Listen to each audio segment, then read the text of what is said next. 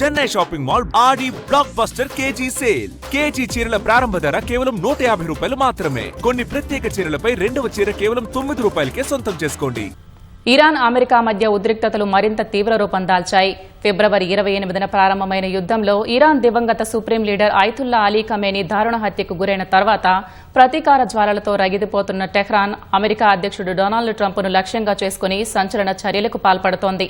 శవపేటికలో Trump మృతదేహం ఉన్నట్లుగా టెహ్రాన్లో భారీ ఫ్లెక్సీలు ఏర్పాటు చేయడం తీవ్ర కలకలం రేపుతోంది. ట్రంప్ను మేం చంపుతామంటూ హోర్డింగుపై రాసి ఉండటం రెండు దేశాల మధ్య జరుగుతున్న ఘర్షణలకు మరింత ఆజ్యం పోస్తోంది.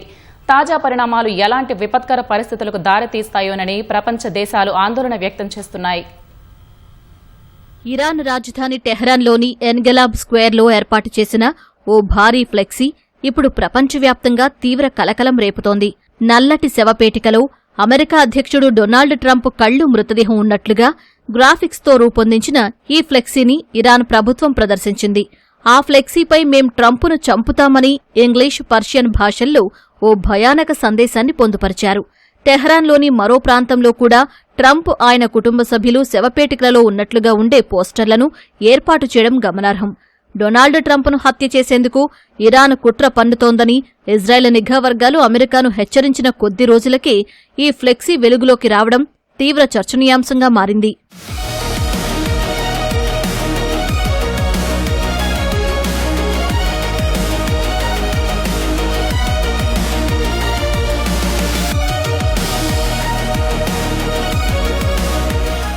ఎన్గెలాబ్ స్క్వేర్ మధ్యలోని ఇరాన్ దివంగత supreme leader Ayatollah Ali Khamenei పిడికిలు బిగించి ఉన్నట్లుగా కనిపించే ఓ సరికొత్త విగ్రహాన్ని కూడా ఆవిష్కరించారు. ఈ ఏడాది ఫిబ్రవరి 28న అమెరికా, ఇజ్రాయెల్ దళాలు జరిపిన సంయుక్త దాడుల్లో ఖమేనీ ప్రాణాలు కోల్పోయారు. ఈ ఘటనతోనే రెండు దేశాల మధ్య ప్రత్యక్ష యుద్ధం మొదలైంది. తమ అత్యున్నత నాయకుడి మరణానికి ఎలాగైనా ప్రతీకారం తీర్చుకుంటామని ఇరాన్ అధికారులు మొదటి నుంచి శపథం చేస్తున్నారు. ఖమేనీ మరణంతో రగిలిపోతున్న ఇరాన్ అప్పటి నుంచి డొనాల్డ్ ట్రంప్ ప్రాణాలకు ముప్పుగా నిరంతరం హెచ్చరికలు జారీ చేస్తూ వస్తోంది. అటు డొనాల్డ్ ట్రంప్ సైతం ఈ వ్యవహారంపై తీవ్రంగా స్పందించారు.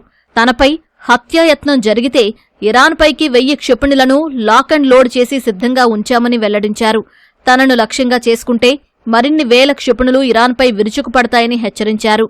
అమెరికా అధ్యక్షుడితో పాటు ఆయన కుటుంబ సభ్యులను కూడా లక్ష్యంగా చేసుకుంటామని ఇలా బహిరంగంగా ఫ్లెక్సీల ద్వారా హెచ్చరించడం చూస్తే రెండు దేశాల మధ్య నెలకొన్న ఉద్రిక్తతలు ఎటువైపు వెళతాయోనని నిపుణులు ఆందోళన వ్యక్తం చేస్తున్నారు.